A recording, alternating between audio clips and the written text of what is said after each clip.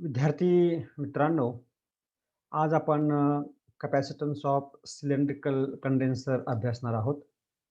या अगोदर आपण capacitance of isolated spherical conductor बघितलेला आहे.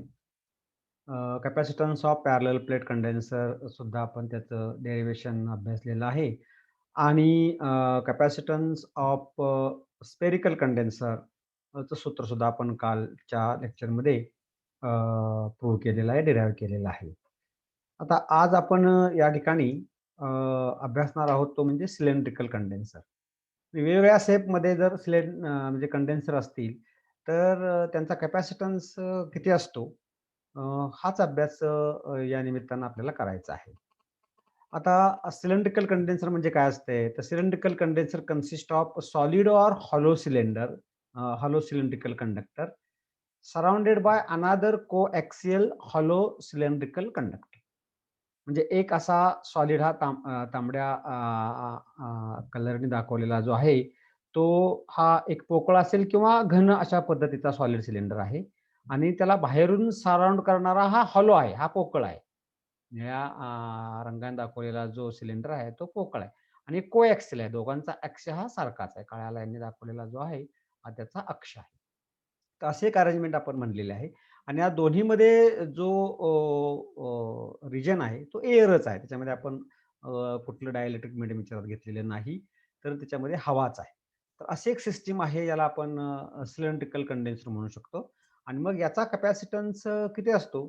तो आपण गॉस थेरम किंवा electric field, electric potential, capacitance या ज्या आपण व्याख्या बघितलेल्या आहेत, त्या व्याख्येवरून आपण या ठिकाणी या सिलेंड्रिकल कंडेन्सरचा कॅपॅसिटन्स काढू शकतो.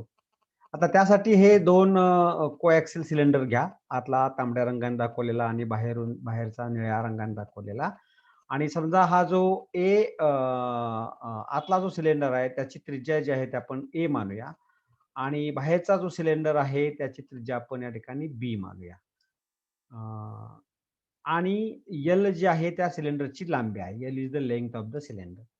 अर्थात आपल्याला हे 2 सिलेंडर आहेत त्याच्यावर चार्ज द्यावा लागणार. म्हणजे आपण या तांबड्या रंगाच्या सिलेंडर आहे त्याला पॉझिटिव्ह टर्मिनल ऑफ बॅटरी आणि निळ्या रंगाचा सिलेंडर आहे त्याला निगेटिव्ह टर्मिनल ऑफ बॅटरी जोडून आतल्या सिलेंडरला पॉझिटिव्ह प्लस क्यू चार्ज दिलेला आहे असं गृहीत धरा आणि बाहेरचा जो सिलेंडर आहे बी त्रिज्येचा त्याला मायनस क्यू चार्ज दिलेला आहे असं गृहीत धरा आणि एल ह्या सिलेंडरची काय आहे लांबी आहे आणि हा जो चार्ज आहे तो चार्ज अलोंग द लेंग्थ हा युनिफॉर्मली डिस्ट्रीब्यूट झालेला आहे.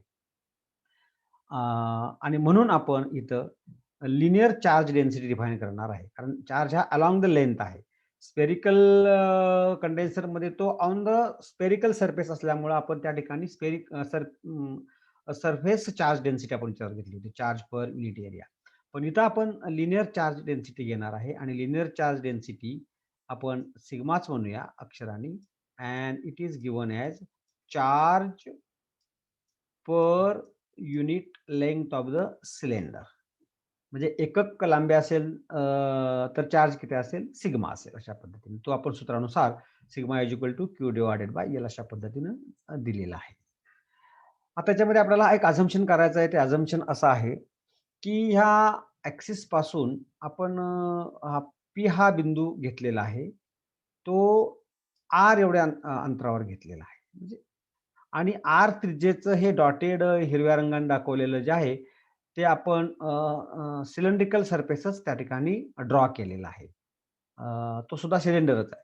पण याच्यामध्ये एक आहे, की या सिलेंडरची जी उंची आहे, हाईट जी आहे, ते आपण एक्स मानलेली आहे. Let X be the height of this cylinder and R be the radius of this cylinder which is shown by the dotted line in green colour. अर्थात साहजिकच याच्यामध्ये पण काही चार्ज स्टोअर केला असेल कारण हा डॉटेड जो सरफेस आहे तो आपण गॉसियन सरफेस म्हणून घ्यायचा आहे आणि या गॉसियन सरफेसमध्ये काहीतरी चार्ज एन्क्लोज केला असेल त्याला आपण डेल्टा क्यू म्हणा किंवा क्यू इन असं म्हणा किंवा स्मॉल चार्ज अशा पद्धतीने असेल तो निश्चितच क्यू पेक्षा लहान असेल आणि ह्या गॉसियन सरफेसमध्ये जो चार्ज आहे तो आपल्याला चार्ज काढावा लागेल आणि तो चार्ज भागिले इप्सलॉन नॉट म्हणजे परमिटिव्हिटी ऑफ द मीडियम किंवा फ्री स्पेस असेल चार्ज भागिले इप्सलॉन 0 म्हणजे या गॉसियन सरफेसमधून बाहेर पडणारे फ्लक्स असेल. आता साहजिकच त्याच्यामध्ये जो चार्ज एन्क्लोज केलाय त्या चार्जमुळं या दिशेमध्ये फ्लक्स असणार आहे, या दिशेमध्ये सुद्धा फ्लक्स असणार आहे, बरोबर ना. या दिशेमध्ये सुद्धा फ्लक्स असणार आहे, बरोबर ना. या दिशेमध्ये सुद्धा फ्लक्स असणार आहे, सगळ्या दिशेमध्ये फ्लक्स असणार आहे. पण परिणामकारक फ्लक्स कुठले असणार आहे, तर ज्यावरती या सिलेंडरची लांबी त्याच्या त्रिज्येपेक्षा जास्त आहे, त्यामुळं इथं जे इलेक्ट्रिक फील्ड असेल, ते इलेक्ट्रिक फील्ड हे रेडियली आउटवर्ड डिरेक्शनमध्ये असेल. म्हणजे ही जी दिशा असेल ती इलेक्ट्रिक फील्डची दिशा असेल. जे आपण दाखवलेलं आहे इथं ई, ही इलेक्ट्रिक फील्डची दिशा असेल. आणि मग ही जर इलेक्ट्रिक फील्डची दिशा असेल, तर या दिशेमध्ये असणारे फ्लक्स आणि त्यांचा डॉट प्रॉडक्ट जर आपण घेतला, या मध्ये असणारी जी फ्लक्स आहे, ती फ्लक्स या ठिकाणी 0 मिळेल. कारण का? या दिशेमध्ये असणारा जो एरिया एलिमेंट आहे आणि इकडे असणारी इलेक्ट्रिक फील्ड आहे, यांच्यामधला अँगल 90 होईल आणि फ्लक्स ही दोघांचा डॉट प्रॉडक्ट दिला जातो.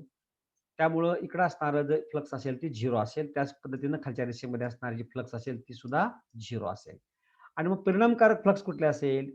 तर या व्हर्टिकल जो सरफेस आहे, त्या व्हर्टिकल सरफेसच्या मधून बाहेर पडणारी जी फ्लक्स असेल ती इफेक्टिव्ह फ्लक्स असेल. आणि मग त्यासाठी आपण असं मानूया, की जो हा सरफेस आहे, तो सरफेस आपण डी-एस असा अश्युम केलेला आहे. आणि मग फ्लक्स जी असेल ती गॉस थेरमनुसार integral over closed path vector E dot vector D S अशा पद्धतीने ती फ्लक्स दिली जाईल. तर ई काय आहे? तर इलेक्ट्रिक फील्ड आहे. इलेक्ट्रिक फील्ड या दिशेमध्ये असेल, अर्थात सगळ्या दिशेमध्ये सारखीच असेल ती. फक्त ती वरच्या आणि खालच्या दिशेमध्ये 0 असणार आहे फ्लक्स. आणि म्हणून इथं आपल्याला जी फ्लक्स आहे ती फ्लक्स म्हणजे ई आणि जो एरिया आहे त्याच्यामधला अँगल हा 0 असल्यामुळं किंवा इलेक्ट्रिक लाईन्स ऑफ फोर्स आणि ई मधला अँगल 0 असल्यामुळं आपल्याला फ्लक्स जे आहे ती phi is equal to E into integral D S द्यावे लागेल. आणि इंटिग्रल डी-एस जे आहे, इंटिग्रल डी-एस म्हणजे काय असणार आहे? तर तो सरफेस एरिया असणार आहे. लक्षात घ्या. हा जो इनर सिलेंडर आहे आतला आर त्रिज्येचा, त्याचा हा सरफेस एरिया असणार आहे. Surface area. सरफेस एरिया कसा काढायचा? समजा इथे मी हा सिलेंडर कट केला आणि ओपन केला. ओपन केल्यानंतर काय होईल? मला पूर्णपणे असा हा आयत मिळेल. हां आणि हे म्हणजे काय असणार आहे ही लांबी म्हणजे काय असणार आहे? तर परिघ असणार आहे आणि परिघ किती असेल त्याची जर आपण या ठिकाणी आर त्रिज्या जर असेल, तर त्याची ही परिघ असणार आहे किती? 2π r असणार आहे आणि ही हाईट किती आपण घेतलेली आहे? x घेतलेली आहे. म्हणजे या सिलेंडरचं रूपांतर आपण आयतामध्ये केलं आणि हा एरिया किती येईल? तर 2π r इंटू x येईल. म्हणून आपण इथं phi is equal to E dot 2π rx ही काय घेतलेली आहे? फ्लक्स घेतलेली आहे. त्याच्यामध्ये एक गोष्ट परत लक्षात घ्या, याच्यामध्ये हा सर्क्युलर क्रॉस सेक्शन आपल्याला घेता येणार नाही, कारण हा एरिया एलिमेंट इलेक्ट्रिक फील्डला परपेंडिक्युलर असणार आहे. त्यामुळं हे 90 डिग्री अँगल असल्यामुळे याच्यामधला इफेक्टिव्ह फ्लक्स याच्यातली 0 असणार आहे. फक्त ह्या सरफेसमधून बाहेर पडणारीच फ्लक्स आपल्याला परिणामकारक असणार आहे आणि ती जर काढायची असेल तर हा एरिया किती आहे? 2π rx आणि त्यामधून बाहेर पडणारे फ्लक्स जे आहे तीच इफेक्टिव्ह असेल आणि ती किती जाईल? किती असेल? तर phi is equal to E dot 2π किंवा ई इंटू 2π rx असेल. आणि अर्थातच ही किती असणार आहे फ्लक्स गॉसच्या थेरमनुसार, की जो त्या गॉसियन सरफेसमध्ये चार्ज असणार आहे, त्या तो चार्ज भागिले परमिटिव्हिटी ऑफ द मीडियम अशा पद्धतीने असणार आहे. आणि हा चार्ज जर काढायचा असेल आपल्याला, तर आपल्याला सरफेस चार्ज डेन्सिटीचं सूत्र आपण बघितलेलं आहे, ते वापरावं लागेल. याचा अर्थ काय?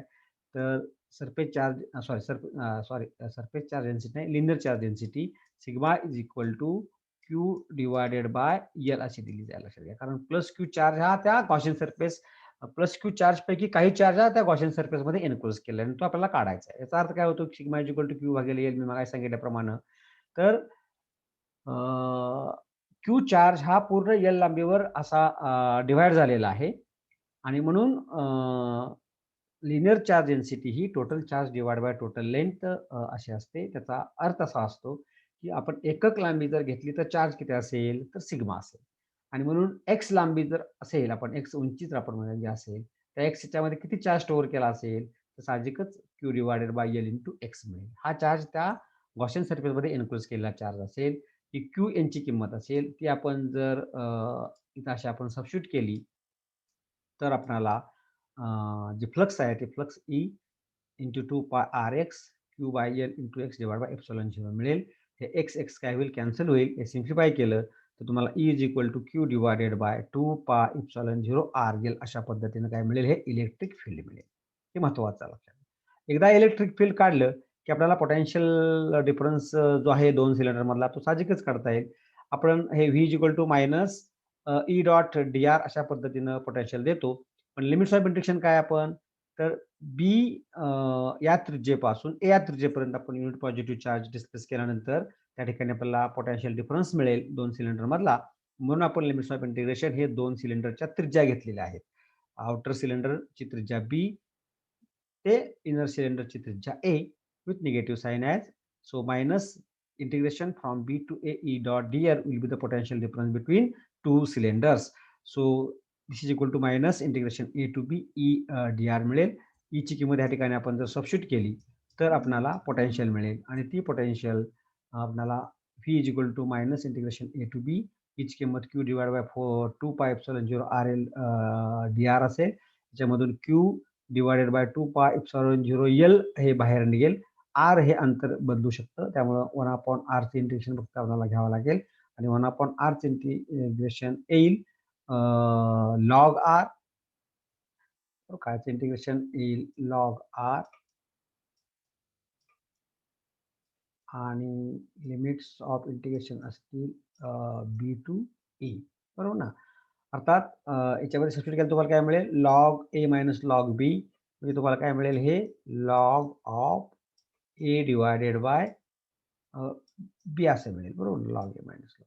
पण इथं मायनस साईन आहे आणि ते मायनस साईन आपण घेतलं तर तुम्हाला हे लॉग मायनस साईन काढून तुम्हाला log B divide by A लिहिता येईल. म्हणून आपण हे V is equal to Q divide by 2 pi epsilon 0 L into log to the base E B divided by A लिहिलेलं आहे. अशा पद्धतीने तुम्हाला हे काय मिळाली तर potential difference between the two cylinder मिळाले. आणि तुम्हाला पोटेन्शियल डिफरन्स मिळाल्यानंतर की जो चार्ज क्यूच्या भाषेत आहे मग तुम्हाला लगेच कॅपॅसिटन्स काढता येईल आणि कॅपॅसिटन्स सूत्र आपल्याला माहिती आहे C is equal to Q divided by V. हे सूत्र आपण क्यू भागिले व्हीच्या फॉर्ममध्ये कन्व्हर्ट केलं तर तुम्हाला C is equal to equation 2 pi epsilon 0 L भागिले log to the base C B log to the base C of B by A अशा पद्धतीने तुम्हाला त्या सिलेंड्रिकल कंडेन्सरचा काय मिळेल कॅपॅसिटन्स मिळेल. सिलेंड्रिकल कंडेन्सरचा कॅपॅसिटन्स हा लेंथवर अवलंबून असतो आणि त्या सिलेंडरच्या त्रिज्या ज्या आहेत त्या त्रिज्येवर सुद्धा अवलंबून असतो. अशा पद्धतीने आपल्याला या ठिकाणी अजून एक महत्त्वाचं आर्टिकल हे आपल्याला अभ्यासता आलेलं आहे ते म्हणजे कॅपॅसिटन्स ऑफ सिलेंड्रिकल कंडेन्सर.